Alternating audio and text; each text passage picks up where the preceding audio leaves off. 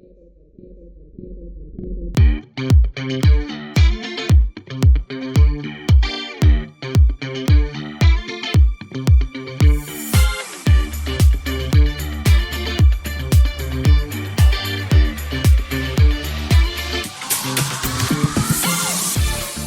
and welcome to the Cyber Podcast, where we're shaping ideas and informing change. My name is Maria and I'm your host. Today we're joined by Danielle. And before I get into that, actually, we're in a place that is a bit unfamiliar because we're away from our usual studio. Now back to Danielle. She's studying for her LLD or Doctorate of Laws at Cornell University. Welcome, Danielle. Thank you so much. Just a quick correction. I'm studying for my PhD in political science. No, it's okay. It's okay. It's okay. It's okay. Yeah. But I do specialize and really focus on the area of international law. Yeah. So a lot of times people ask me, Danielle, what are you doing? And I spend most of my time with the faculty at Cornell Law School, and they've been very gracious to welcome me. But my home department is the Department of Government at Cornell University. I stand corrected. No, but I stand feel very corrected. welcome. I feel very, very welcome. Thank you for joining us. Danielle does really brilliant work in her research, and I will allow her to just get into that, starting from what motivated her research into what exactly she's doing right now. So Yes, absolutely. let's start from the beginning. Start from the beginning. I grew up in South Africa. We have the wonderful opportunity to be partnering with both Cornell University and the University of Johannesburg, as well as the University of Zambia, and to do this project on how do we find different ways to combat xenophobia through interdisciplinary means. I grew up in South Africa. I grew up here since I was really a tiny, tiny baby, and I was born in the US to Nigerian parents, and living in South Africa as a Nigerian American South African made this question of identity a rather complex one. And I always wanted to understand why people would respond to seeing my surname, right, Obisie-Orlu, in one way versus hearing my accent, which is an American, in another way. And I realized the different identities they were engaging with really shaped how I went through my day, whether I felt like I belonged or whether I felt like I was a little bit cast off. And that made me think about the question of what does it mean to belong when you are consistently othered? And I wanted to find different ways to not only bring people together, but to see otherness as a positive thing rather than a pejorative. See it as something that we can celebrate, where I do not have to be the same as you and you do not have to be the same as me. And we can find real value there. We can have some hard discussions when tensions arise. And we can also, celebrate Ubuntu, right? Mm-hmm. That I am because you are. Persons is not a person without other people. And, it is in the spirit of wanting to not just have Ubuntu be like a philosophical guide, but really have it be a practice that I went to the University of Pittsburgh for my undergraduate degree, where I did a Bachelor of Philosophy in International Area Studies, which then involves master's level thesis work on the comparative expressions of xenophobia in different state contexts. And so I wanted to look at what does it mean to belong or not belong as an African migrant in France and in South Africa. And so why France and why South Africa? Yeah. Well, South Africa, a lot of times when we think about migration in the EU context, it's that a ton of these migrants are going over. But most migration happens within the continent. And oftentimes what we would say like south to south migration is where you have, people moving, like crossing a water is like the 7th step. Or like the 12th. It's not what happens initially. It is the difference if you're moving from a rural to urban, all right, like rural to semi-rural, and then semi-rural to the periphery of the urban to like CBD, right? And then moving on and moving on. So I really wanted to challenge the idea that I read in a lot of scholarship that says, all of these Africans are pouring in, and it's the 2015 migration crisis in the EU, where you have a lot of migration from, Syrian refugees, but you also have a lot of migration coming up in Africa. And I said, well, we have a lot of migration in South Africa, being one of the largest migrant receiving countries on the continent. And then I looked at France because this type of xenophobia I wanted to study was Afrophobia, specifically relating to the discrimination, persecution, explicit or implicit rejection and othering of African migrants. And France has, again, some of the largest numbers of African migrants for historical reasons, right? The legacy of colonialism and those ties in Francophone Africa. But, France ends up being a place where a lot of African migrants end up residing and living and engaging. But their relationship as a former colonizing power, but also as a state that has a very complex way of dealing with things like race, where race doesn't exist technically, right? Everyone is just French, but the image that one creates in their mind of what is a Frenchman, that's one of the very first papers I wrote for my thesis of what is a Frenchman. The idea of nationhood and nationalism, there is this implicit understanding that it's white, Catholic, and speaking, a very specific type of French. And I wanted to interrogate, well, when you have this idea that anyone can be French, but then you expressly other, different interpretations of what it means to be French, what does that mean for African migrants who end up in France, as well as one of the largest migrant receiving countries?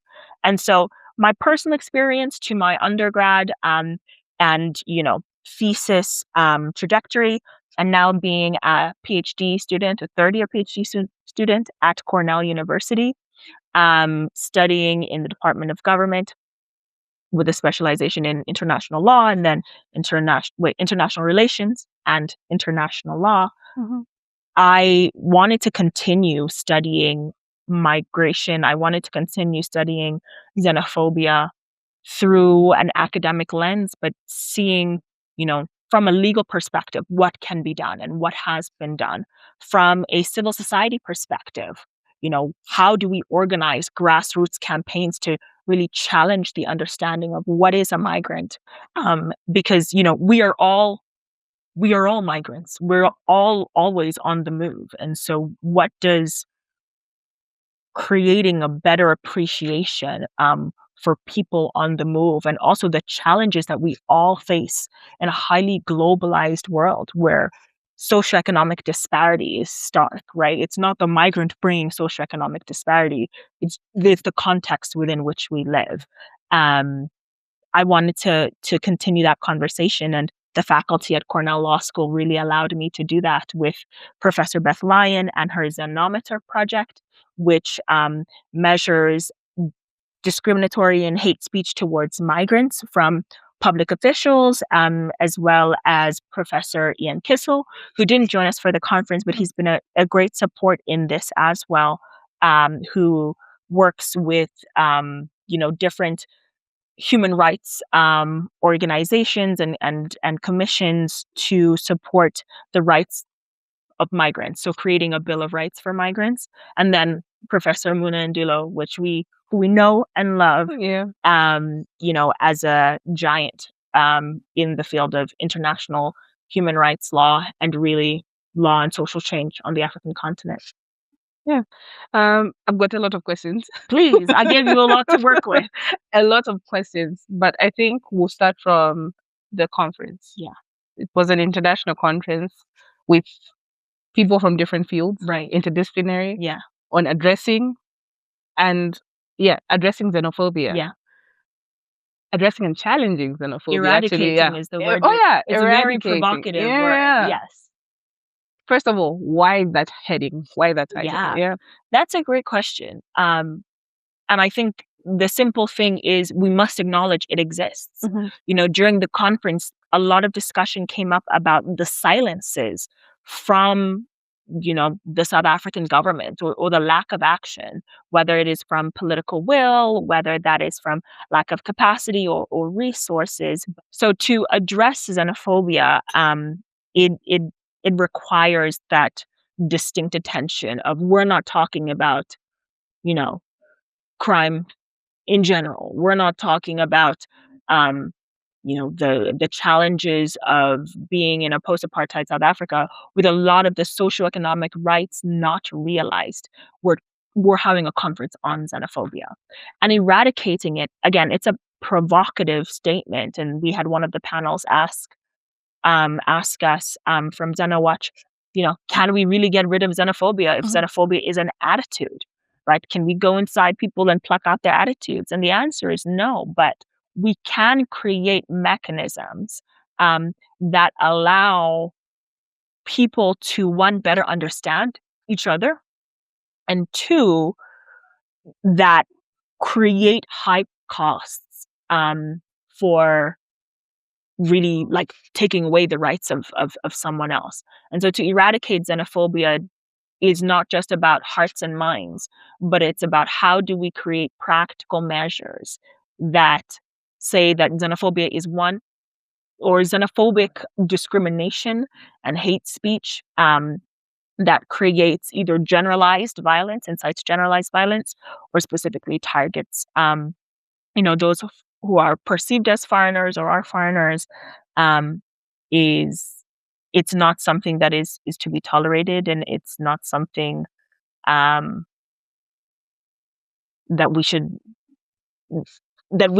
dance around. We should put money and time and effort into making sure that the harmful expression and its impacts, its consequences, stops. And so, impassioned statements, but it pretty much, we wanted people to think not only about the problem but solutions too. And the choice of Southern Africa as the region of focus? Yes, great question. So Southern Africa as the region of focus is, we thought that taking a regional approach would allow us much richer responses, much more thoughtful responses, than saying, xenophobia is a global issue. What do we do? And we really wanted to be rooted in our context. And I'm thankful for the research that I'd done on Operation Dudula and its impact on migrants here, especially in Hillbrow. I'm thankful for having the research team in Zambia tell us about, it's not just South Africa has a problem with xenophobia. There are xenophobic incidents that happen in Zambia as well. But there are different ways to resolve it. So even within the Southern African region, you have similar incidents rise up, but you have very different outcomes. And that allowed us it made us think deeply and carefully and curiously that it's not just South Africa is a problem country. It's that this problem exists everywhere, because there are people who have different identities everywhere. Yeah. But Southern Africa, and really engaging with Southern African scholarship, whether that is folks from South Africa, folks from the DRC, folks from Zambia, it makes finding solutions to this specific problem in this specific context more worthwhile. And it also teaches, we really wanted to have not just lessons from out there be applied to the African continent, but we can produce the lessons for ourselves and apply them ourselves, because I think there's a lot of barriers for African scholars, especially on the continent, having their work, go out and be used as the model to address specific social challenges. And we were just like, no, we don't want to bring you other people's thoughts. Your thoughts are the ones that are going to drive change. Your thoughts are the ones that are going to be able to reshape and recreate our societies and address xenophobia maybe in ways we haven't thought about it before. We had some historical perspectives come up during the conference. We had some really deep engagements with philosophical context. We had some theology there too. These are really targeted, carefully crafted responses to an issue that is an everyday issue on the ground, and that we relied heavily on scholars that are here to address issues that are here, and it's important to value them and honor them and provide spaces where their voices are elevated. I think that's a really cool addition or a cool element of the conference. How people were not speaking in abstract, they were speaking about their lived experiences. They're speaking about how they've experienced xenophobia themselves, what it looks like, what it feels like, the communities that they live in, and all of that. And I mean, you're one example of feeling like an other, even though you call certain places home. Yeah. Right. But going beyond the conference, are we going to see the papers published anywhere? Yeah. Yes. So I don't know if I'm supposed to share this, but we have.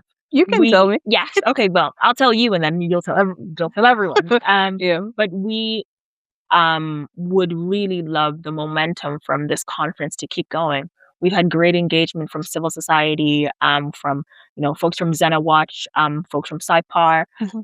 We have Sanir as well. I can't remember their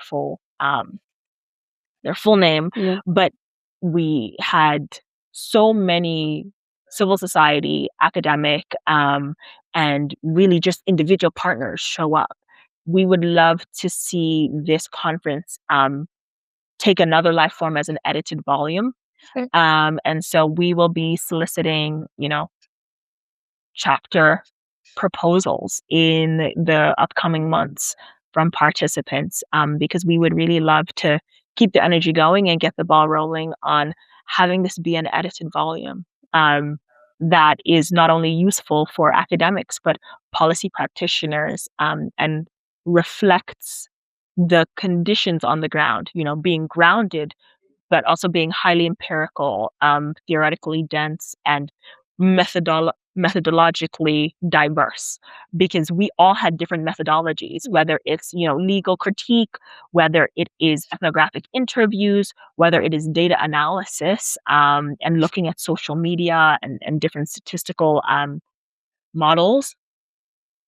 These are brilliant approaches to one issue, right? And it shows that not every method will point to the same aspect of xenophobia, right? Really grounded ethnographic research will pull out some of the lived experiences and say, hey, maybe xenophobia doesn't always look like, someone burning down your store or throwing stones at you, or, asking if you can pronounce a specific body part in a specific language and, it being dangerous for you if you cannot do that. It sometimes also looks like being excluded from games at schools. It sometimes looks like, feeling a deep sense of unease when, people are making jokes about migrants and calling them names like Makwerekwe, and you feeling like you can't say anything or else they might come for you. Statistical models give us an understanding of what xenophobic speech online does. When we aggregate that data, we're able to see the trends in an uptick in xenophobic speech, and we would be able to pair it or map it onto where, specific outbreaks happen. And so we would be able to then, in theory, argue that if we have, deep resentment rise online, we might be likely to see it manifest in reality. And that might challenge us on how we view, social media policy and how we view public safety. So we have different methodologies, we have different perspectives, we are deeply engaged on the ground, and also from a formal level, from an institutional level, we understand the role of the law and really international society and international actors in advocating for not just migrants' rights, but um, making sure that there are regular paths for people to, or there's a process to regularization, because people will move. It's just a fact Yeah, of it's life. inevitable. People will move. People also need access to healthcare, access to education, um, and have their human dignity realized. Human dignity is not just for the citizen, right? It is on the basis that you are a person, and that personhood should be respected and reflected in broader society. And so a book to come. And so participants and also non-participants, we really would love to solicit responses and paper abstracts from those who might have written on xenophobia before, or maybe get curious because of this podcast. Yeah. And yeah, we want to hear from you. And that might take a little bit of a more global approach, but its inspiration will draw from the lessons learned here. And that's why this space was so valuable for us. Okay. What has your experience been I, having organized the conference? I'll speak about the academic side first of all. Yeah. Having organized this and interacted with so many different people Yeah. from so many different disciplines, how do you think that's going to inform your research going forward? Yeah. Your PhD? Yeah. That's a great question. This conference taught me the importance of partnership and collaboration, which is an integral part of a PhD. We often think about PhD as lonely work. We hole ourselves up for however many years and we focus on this very specific thing. However, you will emerge at the end, and you will need a community to read your work, engage, critique, review you, but also share what you've produced with different networks and actors and coalitions. And so having an opportunity to partner with, the University of Zambia, as well as the University of Johannesburg, and the Faculty of Law, showed me that a PhD is as lonely as you make it, right? It is an act of learning, and it's hard to learn only as one. I learned so much from, my counterpart at UJ, Suhail, as he organized stuff on the ground and we collaborated he has very different views about what it means to um, change bordering practices and how that might in turn, lessen xenophobic sentiment that arises in South Africa. I I have different views on how he considers that topic. But we partner and we collaborate and we talk it through. And so some of his approaches challenge mine and make me think about, do I have this approach because I just think this is the way it should be done? Or is there is there a deeper theoretical argument that I can lean into? And so it makes me a sharper academic when I get to collaborate with folks who think similarly to or differently about a topic of like bordering, for example. Um, it makes me a better human being, I think, when I'm able to not just do something that is good for me, but is also just it's an act of service. A conference is not about those who organize it. It is about our job is to create a space that embraces dialogue, that is welcoming, and that really challenges you to think deeply. I feel like we were successful in that because we had people open up and be personal and engage with this topic in a narrative format. And so, conference taught me to really invest in collaboration, lots of time management, and and planning, it goes without saying.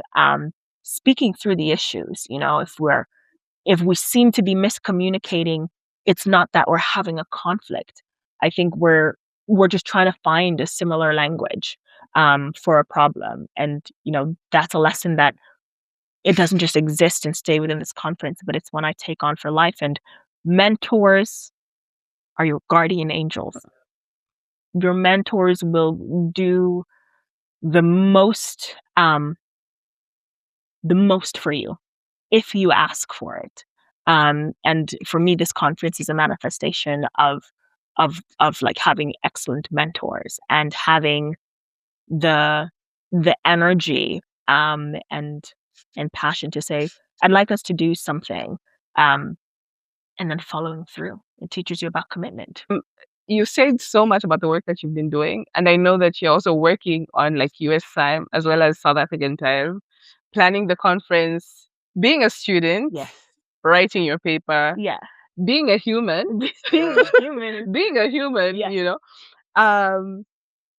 I can't imagine having to do that, because whenever I am going through problems, I'll literally walk into a room and anyone who knows me will be like, is everything okay? Oh no. I really look like my problem. Oh no. How do you not look like your problem? It's a dedicated effort. I don't like to look like my But I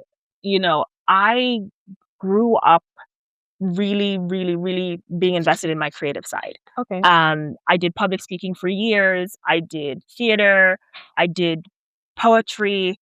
And for me to be a good academic, and even though an okay academic, I need to be creative. And so, before the conference, we were like, oh, we had a lot of flight delays. I was like, no, we have to make it to South Africa on time. We have to make it to Joburg on time. I have a hair appointment. That's why Priority, I folks. said we have to make it on time, because I have a hair appointment, because I have done this hairstyle before, and it is a combination of like Koroba braids, which is very popular in Madagascar with Malagasy women. But also these, here we call them like pom-poms, but it's also very popular in, West Africa, specifically Nigeria, as a very traditional style. And I like shocking myself. I like shocking myself, because it when I think I know too much, I think there's always something more to learn. And so for me, being an academic means, how do I undo the assumptions of what an academic is while doing good work? And that means taking time for self-care. My nails are done. My hair is done. I like to, and that, like, self-care is different for everybody. But for me, doing my hair, I literally have to slow down. My life is moving at a very fast pace. Getting my nails done, it forces me to slow down. Doing You my can't makeup work, in the morning is not just like a, yes, part of it is vanity, because that's okay. But it's also, I am taking time every day for 30 minutes to see myself, to say, hey girl, how are you doing? You're not going to ask yourself that for the rest of the day. Yeah. And so creativity is a fundamental part of growth, and you are never at the end of your creative journey. You never know that you're creative. You learn that you're creative. And so being a creative person and showing up in a creative way means that I'm constantly reminding myself, you're a learner in this environment. You're not a knower. Yeah. I'm never going to say, oh, I know, my research topic, or I know, that this, like, X is X. I'm learning, because it leaves me room to shock myself and be surprised. And so I think when I show up in spaces, I want people to maybe I need to relearn what an academic looks like. Maybe I need to relearn that even though you don't see the problems are still there. Maybe I need to relearn what compassion looks like when a person doesn't show that they're struggling with something. And so maybe it's not just, I need to see you looking like you've gone through it in order to be kind to you that day. Maybe just be kind. Just you to be know, kind, yeah. just to be kind. And something else I'll say is I really believe in play. Okay. You have to play like a child, because if you don't, you will be crushed by the pressures of life. Oh, yeah. Children are the most incredible creatures because they don't even they're not constrained by their imagination.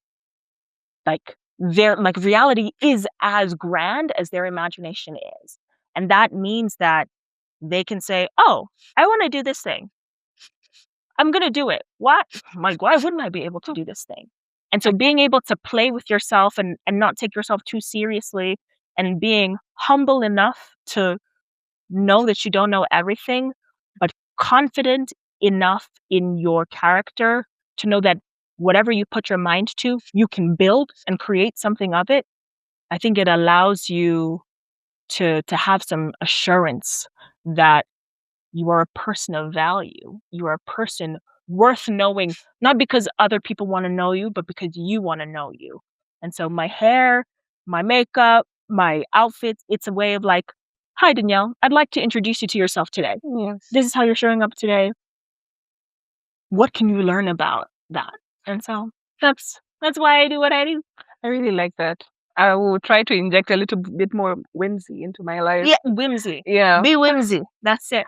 As we wrap up, anything you want to leave us with? I mean, you've so much wisdom, so much information. I just want to say thank you. Yeah. I want to say thank you to every single person that has contributed towards this conference. I want to say thank you to you, Maria. I want to say thank you to Mukosha behind the screen.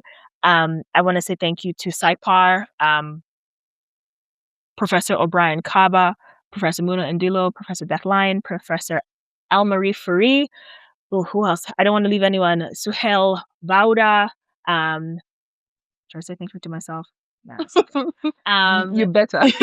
Whimsy. Whimsy. Thank you to my. But I want to say thank you because this has been a labor of love and of tears, but also of dedication to wanting South Africa, Southern Africa, the whole African continent, really, to realize that we are much stronger together than we are apart. And it takes this generation, as well as well-established, since we don't say old, well-established generations, to work together towards a future where Africa is, in fact, on the rise, together, united, forever. Thank you very much, Danielle. Thank you, listeners.